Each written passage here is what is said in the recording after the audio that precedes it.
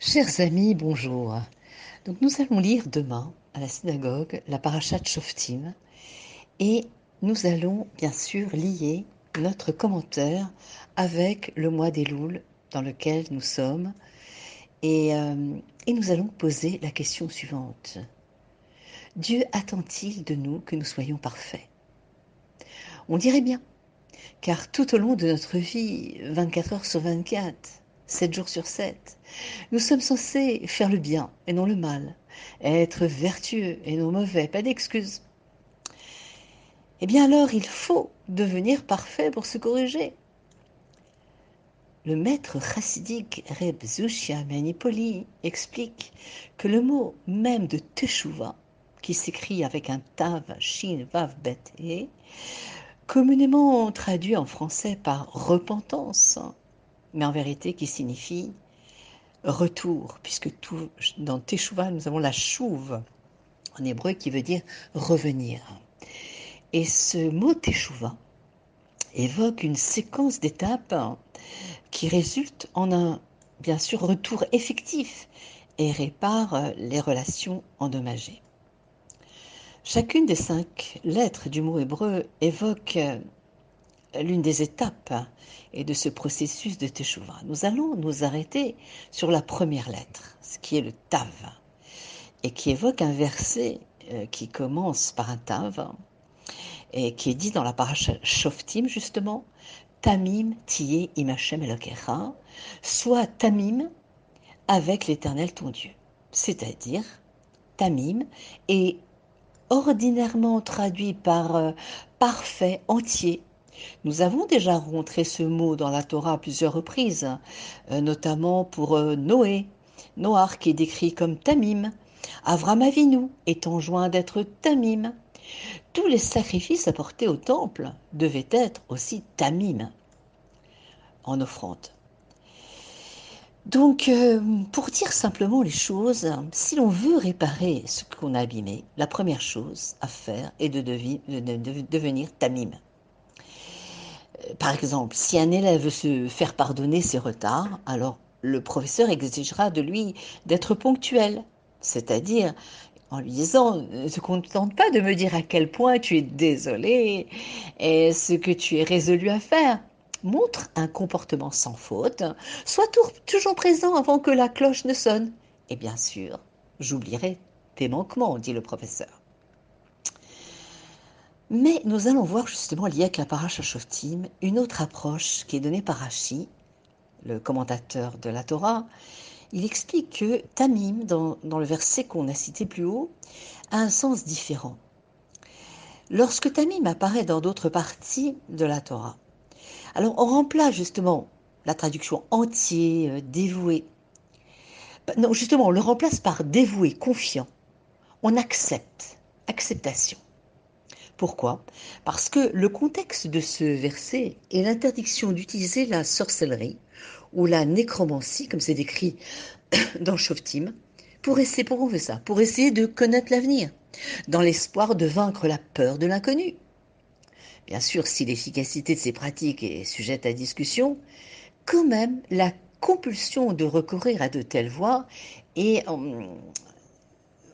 il y a un désir bien réel d'être aux commandes et de connaître dès aujourd'hui les informations de demain. Pourquoi? Dans quel but? Pour se sentir en sécurité. Alors, finalement, dans ce verset de la paracha Shoftim, soit Tamim devant l'Éternel ton Dieu, eh bien Dieu nous demande tout simplement de lui faire confiance. C'est-à-dire, soyez tamim, c'est-à-dire, n'allez pas chercher ailleurs la sécurité et la paix de l'esprit. Plutôt, acceptez calmement tout ce qu'il place sur votre chemin, confiant que c'est pour notre propre bien. Montrons notre amour pour Dieu en l'acceptant de tout notre cœur. Quand je retiens mon amour, ma confiance et mon engagement au cas où, alors je diminue la possibilité de forger une relation parfaite avec Dieu, avec mon conjoint, avec mon frère, mon ami. Quand je dis que j'accepte l'autre inconditionnellement, je suis là pour de bon, engagé sans réserve, tamim, malgré mes doutes, etc. Donc cette première lettre de Tamim, qui est le Tav, et qui est la première lettre de Teshuvah, c'est-à-dire le retour, le regret, la réparation. Je suis là et j'accepte tout ce que l'autre apporte sans regarder si l'herbe est plus verte ailleurs. Une fois que ceci est clair, même avant que notre comportement soit amélioré, nous sommes déjà revenus. Nous avons entamé la Teshuvah. Et puisque c'est justement le sujet aussi du mois d'Elul, eh bien, quelles sont les étapes de la Teshuvah techniquement?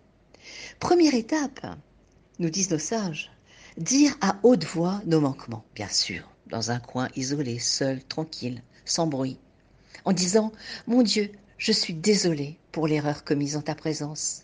Et l'on dit cela à haute voix. D'ailleurs, c'est ce qu'on appelle le vidouille, c'est ce qu'on fait à Yom Kippour.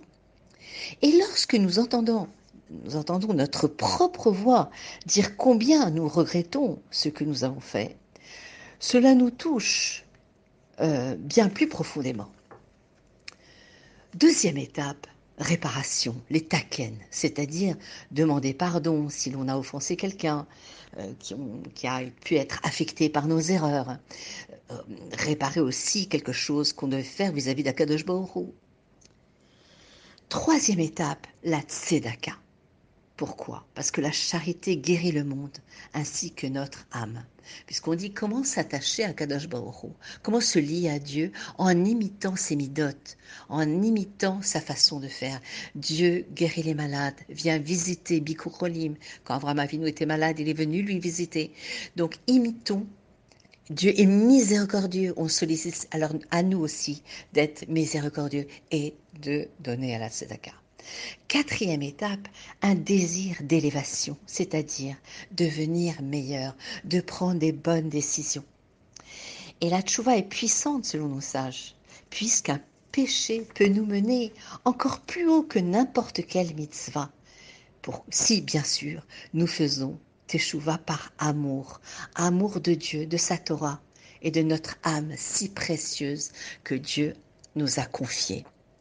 Alors, tous les jours d'Elul, on sonne du chauffard. Et la sonnerie du chauffard se fait par un embout étroit. On sonne dans l'étroitesse. Et on espère que Dieu nous répondra dans la largesse. Je vous souhaite Shabbat Shalom ou Mevorach et Rag Besorot Tovot.